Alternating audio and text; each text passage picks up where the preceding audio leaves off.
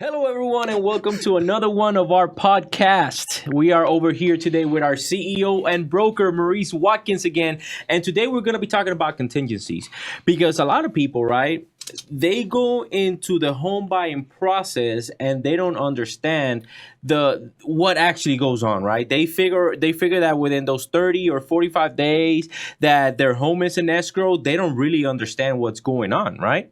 And what's really going on is what we're going to talk about in this video. So Maurice, how are you doing today? I'm outstanding, Albert. How are you? I'm doing great, great. So let's jump right in it, right? Contingencies. Okay. What are the three type of contingencies that we have? Okay, so contingencies, when we're talking about a residential purchase agreement, you have three, like you just said. You have the physical contingency, you have the appraisal contingency, and you have the loan contingency. So, got you. Right. So let's talk about each one individually, right? So the first one that you talked about was the physical contingency, right? Right. What is the physical contingency? The physical contingency is pretty much the period where you can do your inspections, right? Very oftentimes people will say, hey, you got 7 days, you got 10 days, you got 14 days to knock out your home inspection, your plumbing inspection, your electrical inspection, your roof inspection, or some people just get a home inspector to do all those inspections. But you have a certain period of time to knock out all those inspections. And you want that period to be the longest possible because you want to make sure that you have the opportunity to really peel back the onion on that home because you don't want to buy a home that's a lemon. Right? Got you. Yeah. Got you. So in other words, what the contingencies are there to do, right? They are there to protect you as the buyer. Yes. In order for you to make sure that you are buying, that you understand the investment that you're making. Because for some people, for the majority of people, you know, their home is the biggest investment probably that they're going to make in their entire life, right? 70% of people. So those contingencies are there to protect you. Now, the physical contingency specifically, which is the one that we're talking about, right, is the contingency that it'll basically let you know everything. They cover 5 major things, right? And I'm gonna bring in my home inspector, Kyler Baer. He's a great, outstanding guy, because I like it how he breaks it down, right? Yeah. And usually what he does is he encourages the buyers to go to the physical inspection or the last part, because if not, they're going to be bored out of their mind for 2 hours. That's usually what it takes, right? Yeah. So that way they can walk the house and he can actually show them. Because one of the things that happens with the physical inspection, right, is especially as a first-time home buyer, you get that report back and then all of a sudden you see like, oh my God, the home, you get that buyer's remorse because you be like, oh my God, like everything is messed up with the home. But it's like, calm down. The home was built in 1988. The home is going to have some issues, It's right? been lived in. Exactly. The home has been lived in, right? So when you see that report, it's always good for someone to go, or for the buyers to go with the home inspector. So that way the home inspector can really tell them the actual things that are wrong with the house. Like, hey, listen, you see that roof, that leak right there from the roof? That's going to cost you some money, right? The other thing is like, hey, look at the foundation. The foundation is cracking, right? That's going to cost you. Hey, look at that AC. The AC is messed up. It doesn't turn on. I put it in cool and it's throwing out heat. He's basically there to give you those big ticket item things that are going to cost you a lot of money going into the actual home, you know, and that's when negotiation begins. And exactly, that's when you get a realtor out there, because the home inspector is not going to be the one to do it, right? It's going to be the actual agent that's going to be like, hey, listen, I need credit for this, or I need you to actually fix this, right? And that's when you need to have a realtor with an actual backbone, right? Yep. So let's talk about the second contingency that you mentioned, right? Okay. The second contingency that you mentioned was the appraisal contingency. And if you guys haven't seen it, we have a video that we talk about literally just about appraisal for a full 4 or 5 minutes, right? So we're not going to cover what the appraisal is. Go to my YouTube channel, like and follow, share the video with your friends that are going through this, so that way you guys can have an idea what an appraiser does, okay? But basically we have the appraisal contingency. what does the appraisal contingency does? Again, it protects the buyer. It protects the buyer because it's only, one of three things can happen. Either the house could come in below value, the house could come in at value, or the house can come in above value, which is an ideal situation when it becomes in above value, because that means you're coming into that house with some money in your pocket and you can pay some debt off as well. So yeah, that's what the appraisal contingency does. Pretty much tells you what the house is worth. It's not what the seller listed at or what the selling agent listed at. It's all about what the appraiser says it is. Gotcha. Right? So, and as of this video right now, today is July 27th, 2022, and as of this video, right, we're going, and the market has cooled down a lot. Right, from where it was 6 months ago. Loans right? are down. Right. So the reason why I mentioned that is because now, even though interest rates are higher, right? Yep. There's people that are going in with equity already into their home. Yes. So now the appraisal contingency is something that helps you out, and it's something very attractive to buyers right now because you're starting out the home with $10,000, $15,000 worth of actual credit, right? And equity, right? Well, I mean, that's the same as somebody just walking up to you saying, "Hey, here's $20,000." Exactly. Right? I've had experiences, and I'll share this with you, where it might have been a new build, it might have been a resale, where it might appraise $30,000 over. So what I advise my buyers to do all the time is, hey, you got a car you want to pay off? Hey, you got some debt you want to pay off? Because we can roll out all that inside the loan now, and you can pay off your debt. And that's one thing that a lot of people are missing in this market over the next 6 months. You can get a lot of debt paid off right now because those appraisals are still coming in the same price they were coming in over the last 3 or 4 months. So I know with one of my buyers right now, they're paying their car off because it came in $30,000 above value. So that's one of the things that might be another podcast for you, right? Yeah. Is to come in right now because they're giving the money away. Yeah, right? and not only that, like I'm gonna put two examples, right? Yeah. I'm gonna put my personal example. I just bought a home in Menifee. Yeah. Right, and as you know, my home in Menifee, I bought it for $599,000. Yeah, and when the appraisal came in at $615,000. So I already have $16,000 in equity in my home, right? And I'm super excited about my home. Yeah. The second example that I'm going to put out there is with the new builds, right? Yeah, and we have to be wary with the new builds. The reason why we have to be careful with the new builds is because you have to see in what a phase of the construction you're actually on. The best time for you to buy a new construction is when you're in like the first 5 phases. Well, you also got to see how many phases the actual build has, right? But within the first 5 phases, because that means that, and usually they go up in value around $3,000 to $5,000 each phase, right? So even before the place or the area is being constructed, you already have in 2 years $50,000, $60,000 in equity because you bought early on in the phase. That's true. I have a friend of mine. He bought at $400,000 and sold right when it was built for $550,000. He made $150,000 in 6 months right there in Temecula. That's crazy. So sometimes that happens too. That's crazy. So, and I put some buyers in the new construction in Menifee, right? And I really like this one new construction. If you're trying to find out what new construction I'm talking about, please hit me up in the DMs or write a comment, and I'll put you guys the address for where for the new construction. However, I will tell you this: there's a new construction that I really love in Menifee, and a lot of when I take people there, they go like, "Oh, Albert, but like there's nothing around here. It's only mountains, right?" Because it's very early in the construction phase. Right. But what they don't know is that when you look at the master plan, because it's a master plan community, when they look at the master plan, it's like, oh yeah, there's gonna be a Walmart being built here within the next 5 years. There's gonna be a high school built here, elementary school, and a friggin' middle school, all being built just for that community.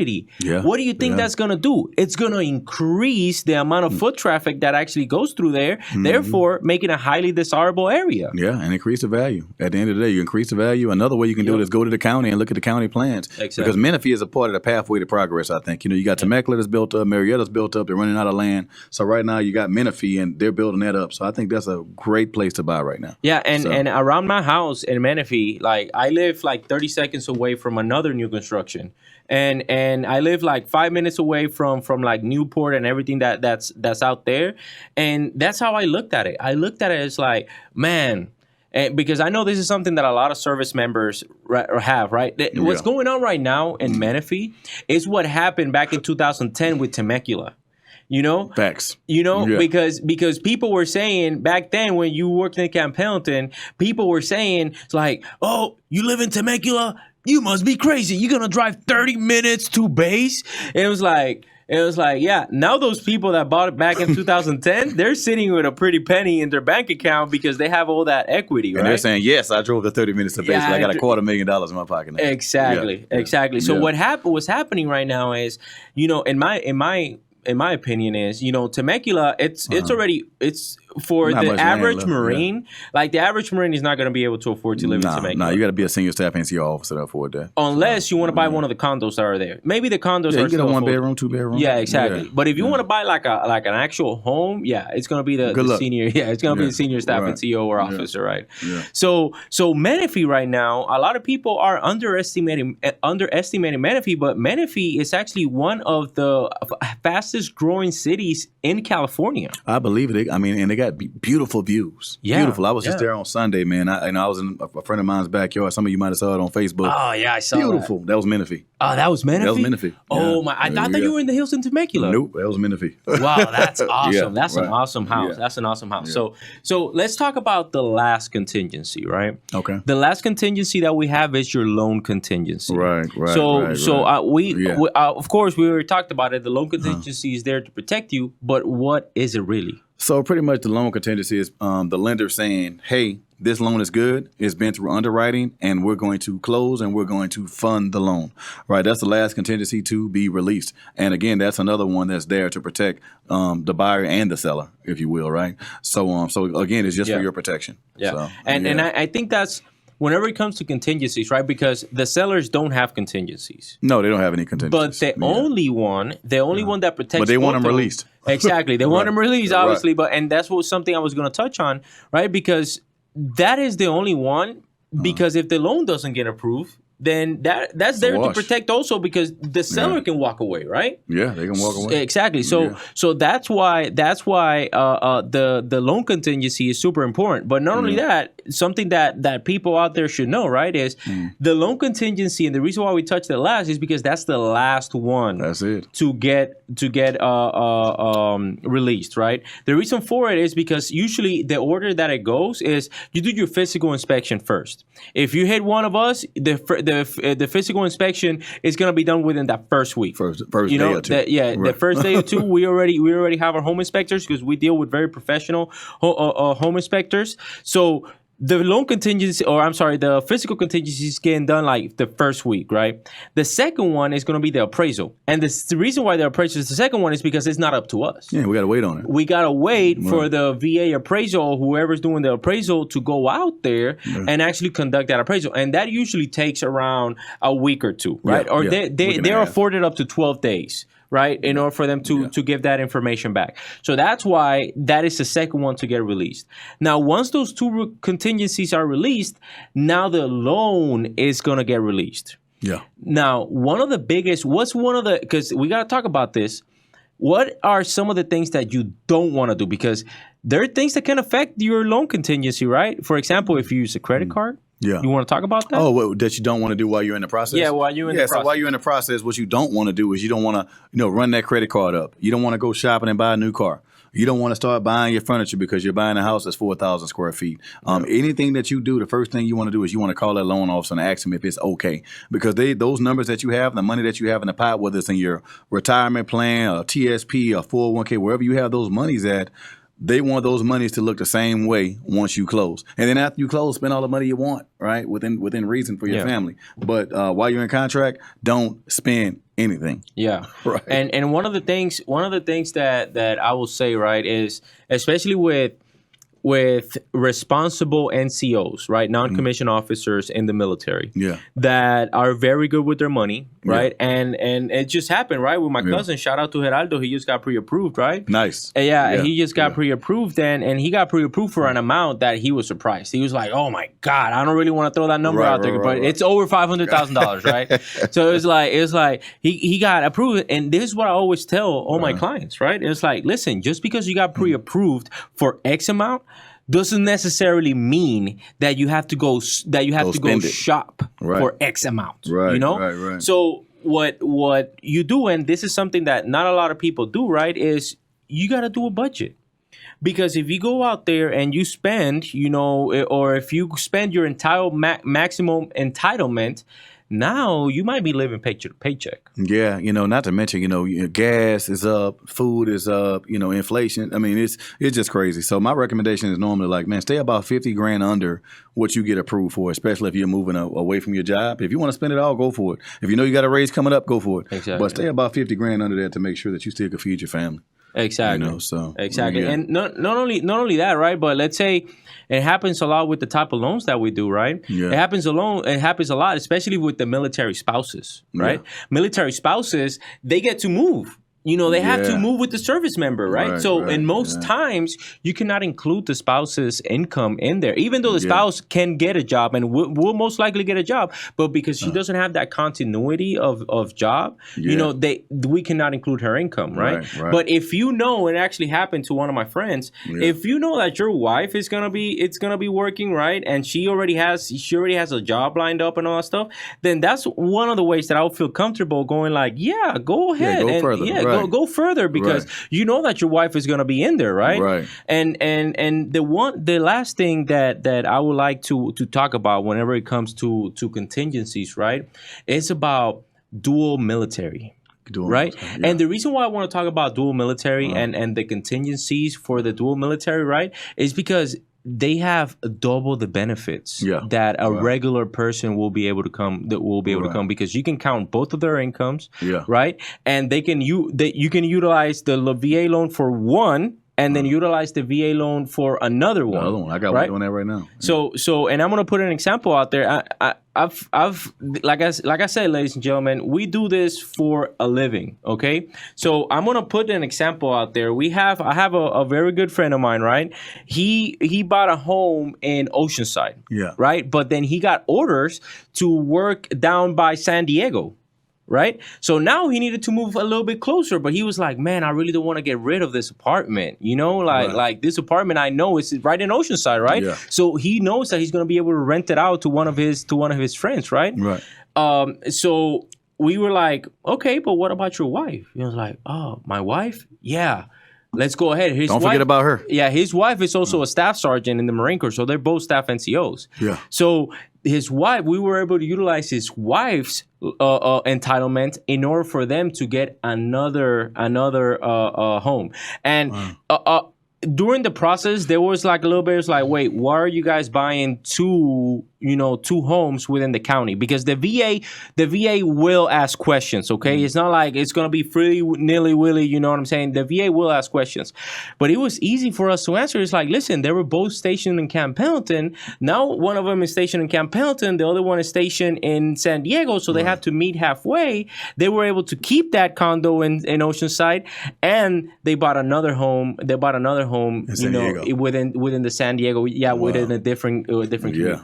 2 homes that now they're going to be cash flowing at. Hands down. You know what I'm saying? Yeah. And it's good to understand this process because the reason why I brought this up was because they made it so easy. I definitely appreciate them as clients because they made it so easy because they understood that they needed to release those contingencies in order for them to get into the home fast, right? Because they were on a time hack. Yeah. You see what I'm saying? Now I'm not saying that they need to be released quickly at all, but they understood the process. Yeah. The more that you understand the process, the better it's going to be for you whenever it's time for you to release those contingencies. That way you're not holding up the process.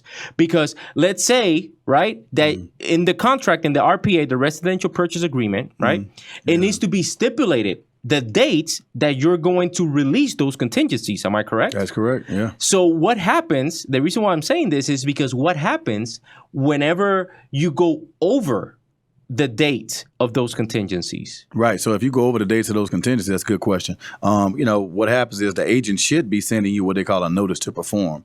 In other words, you got 48 hours to release these contingencies.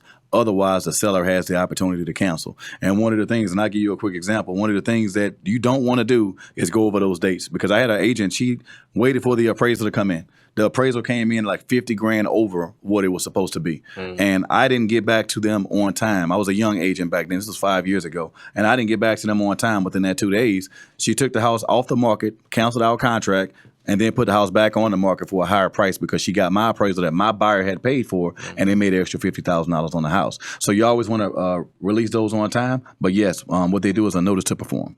Got you. And those notice to perform, and especially in situations like that, right? Yeah. They're not playing around. They ain't playing around. Yeah. They will cancel the contract, and not only will they cancel the contract, do they have the ability to ask for the EMD? Yes, they do have the ability to ask for the EMD. They have to fight for it, and it has to be released by the buyer and the seller, both of them. But it can go into a litigation, right? A litigation battle, and many times the seller ends up on top of that battle and ends up getting the money. Right. So you want to make sure that your agent is savvy enough and watching those contingencies, making sure all of them are released at the right time. So. And ladies and gentlemen, that is the reason why I brought up that example for the dual military couple. Okay, they understood the assignment and they got it done. I think I averaged during that time for closing, like clear to close, not actually closed, but they moved in, but the clear to close, I was able to get clear to close within 15 days. Nice. Yeah, because you did the appraisals right on time. Because I got the releases right on time. We got everything done ahead of schedule. Right. So that way we can actually do it. And that's when an agent, like a knowledgeable agent, comes in, right? And not only a knowledgeable agent, like an agent that is willing to like do the groundwork, right? Yeah. Because if you're on that agent's schedule, like you might be like, oh, hold on a second, like this might not work out with my schedule. Right. You need someone that's willing to go all out there. over it. Yeah, and that really helps out the lender too, because you're getting it done fast, and the lender doesn't have to kick and fight and scratch and wait on all these documents. If you got an agent that's all over it, many times it's the agent's fault when they close late because the agent wasn't all over the deal. But if the agent's all over the deal, you will always close on time. In fact, you're going to close early. Exactly. So that explains. And you've been closing early. Yeah, I've been closing. Hey. I got a good team behind me. I'm not gonna lie. Yeah, I'm not gonna lie. I have you behind me on both sides, on the loan and on the real estate side. I have Sylvie. Shout out to Sylvie. Best transaction coordinator out there. Yes, she is. And then obviously we got Charles and Hannah and the team over here at Patriot Pacific. Yes. So I also got to give him a shout out. It takes a whole family to make this happen. Exactly, we're locked in. You see what I'm saying? Locking, killing it. Yeah, we're like a well trained special operations unit. You know what? Hey, we might have to change it. We might have to put Warriors some special. Group with special ops. Yeah, special. Right. Okay. All right, ladies and gentlemen. So, Maurice, where can they find you? Maurice Watkins, 760-207-8719, thewarriorsgroup.com. Maurice, the Marine Broker on Instagram. Maurice Watkins on Facebook. Signing out. Ladies and gentlemen, y'all know where you can find me. My information is right there below. If not, you can either click on the link above or the link below. So that way you guys can have all the information. Hey, not only that, make sure that you hit that notifications button because as you can see, our videos are 100% educational for our service members, our active duty military, and our veterans. So please do not hesitate to reach out to one of us. And I'll see you guys in the next episode. Signing out. That's a wrap.